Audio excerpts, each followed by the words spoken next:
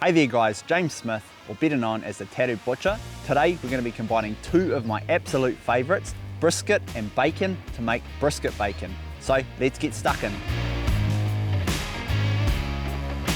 So first things first guys, today we're going to be using a nice New Zealand grass-fed Silver Fern Farms brisket. Also we're going to need a nice sharp knife. Today I'm using a 6-inch curved boning knife. I find these really good to trim out briskets. It's a really nice flexible knife. Nice and small so it can get into those nice crevices and cracks that we're going to get into today to make our brisket bacon. First things first, we're just going to trim this heavy stuff just off the top here. With brisket bacon, we don't actually need to take a hell of a lot off. So the less we do, the better. It makes it a little bit more simple. So we're just going to trim just this top piece just off here. And then just take any heavy fats off, which there isn't much on this brisket. Awesome, so once we've trimmed that top side, again, like I said, there's not a hell of a lot that we have to trim off it. This one's really nice and clean and it's gonna make our job a lot easier. We're just gonna flip it over from here. Just take any other little bits of excessive fats off and just flatten that brisket out. Cool guys, so all this trim here we wanna keep. We want to put inside a little bag and store it in our freezer, and basically every time that we want to do any nice little cuts or make our brisket bacons, we can keep this stored, and then we eventually have enough to mince and make some awesome brisket patties or brisket sausages out of. So now that our brisket is trimmed out, we're ready to put it into our dry cure. When making bacon, there's two different ways that we can do it. We can either pump it or soak it in a brine, or we can use a dry cure, which is what we're doing today. We're just going to do a half a brisket, so we're actually just going to cut this straight down the middle. Keep that for a separate day. Now we're ready to put in a Ziploc bag and add our nice tasty dry cure.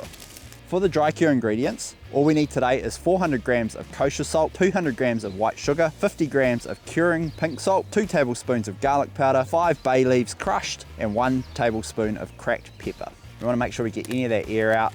Bag's nice and flat. We're ready to let it cure. I usually say 7 days in the fridge, and basically every day I like to flip it over. So all that nice salt that's soaking in is just making sure it's getting all the way through. So for a half, 7 days. For a whole, I usually give it around 10 days to cure properly. So while we're talking bacon, here is a really cool and creative option for you guys to try at home. Get yourself a Silver Fern Farms venison roast, and we're actually gonna make venison bacon as well.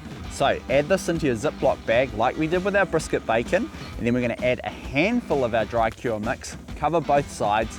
We're gonna let it soak for 7 days, and then cook time is slightly shorter than our brisket bacon. We're only gonna smoke this for 4 hours at 125 degrees Celsius. Then we're gonna have that beautiful, tasty venison bacon. So here's a brisket that I prepared 7 days earlier. We've pulled it out of the fridge.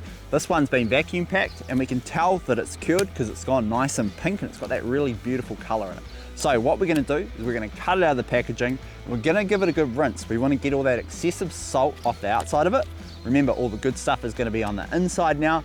And then we're ready to smoke it for 6 hours at 125 degrees Celsius.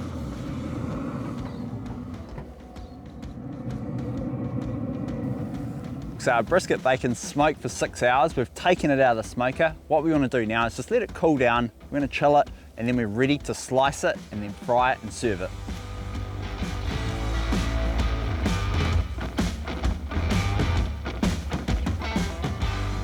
Alright guys, that's a wrap on one of my favourite recipes, the almighty brisket bacon. For more amazing recipes, head over to Silver Fern Farms website. But apart from that guys, that's it from me, and I'll catch you next time.